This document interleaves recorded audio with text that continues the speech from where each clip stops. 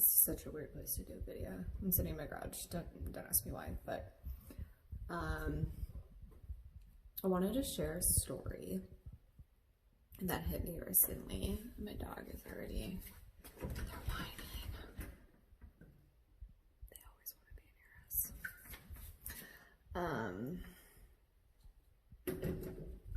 I wanted to share a story that came up for me recently, and I thought it's kind of applicable to, I don't know, so much that's going on in the world right now. When I was in high school, I was really into photography, and I took photography class basically, I think, every year. And towards my senior year, I got really into digital photography, and most of the assignments were around photo manipulation and using Photoshop, and that's where I learned all those skills.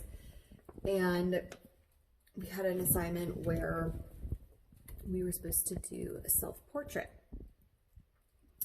and how we perceive ourselves.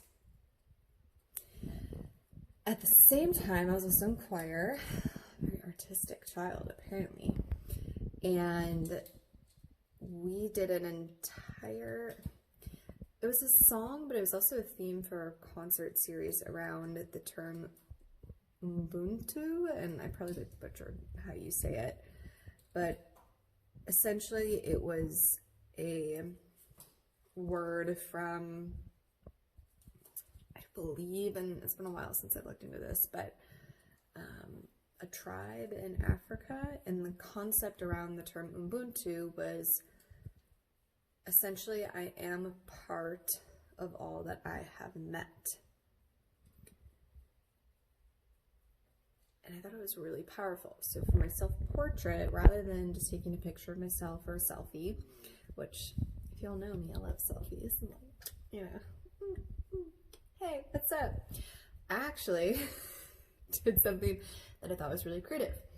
And I ended up taking a picture of myself, but then I overlaid photos of my friends, my family, really anyone that I thought had an impact on my life. So really the photo didn't actually look quite like me.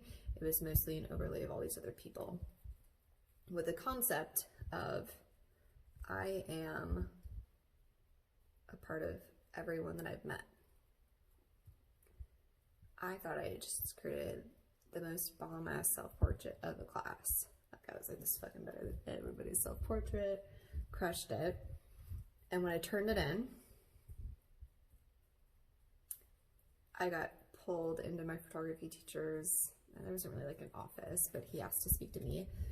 And he said I didn't complete the assignment. I didn't listen to the rules. I was supposed to take a self-portrait, not share a photo of a bunch of other people. And I explained basically what I just explained to you all and the story behind it. And he basically told me that I still didn't complete the assignment. So anyway, me being me, I really pushed back on that. And I think he ended up giving me like a fucking B- or something. Fucking B- on this like great idea I had. But I don't know, the story came back up for me. I've been thinking a lot about everything happening in the world, and that concept of being a part of all that I've met just hits home right now for me, as I continue to explore and figure out, you know, what do I want to do with my life? Where am I going? What's the point in all this? It really reconfirmed for me just the importance of us sharing our stories, and not just us individually, but I mean sharing, but mostly listening to other people's stories. I mean, it's a huge part of why the Turner Collective is so impactful for me, is because we're getting to have these conversations with people that are vulnerable, they're raw, they're authentic. They're showing up in every single person that comes into our podcast or that we get to interact with. they become, you know, a little bit of them, their story, their experience becomes a part of who I am. And that's fucking powerful. And I just think of everything that's happening right now and how it's easy for us to just feel divided and under attack and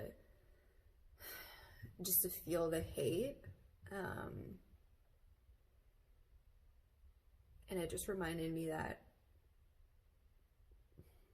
as I move forward, I want to continue to be able to listen and like truly listen to as many stories as possible, because we are all connected. We're all experiencing pain. We're all experiencing fear. We're all hopefully experiencing joy. And by being able to hear other people's stories and having those interactions, every single person that I get to interact with becomes a part of me. And that only builds just love and understanding. So anyway, my inner monologue, I wanted to share that story, and it just sparked a big reminder to not be afraid to share your story. You know, do it if you feel safe, but it matters. Your story does, you do. And an even bigger reminder to be open and to truly actively listen to other people's stories, because when you do that, that fundamentally changes who you are.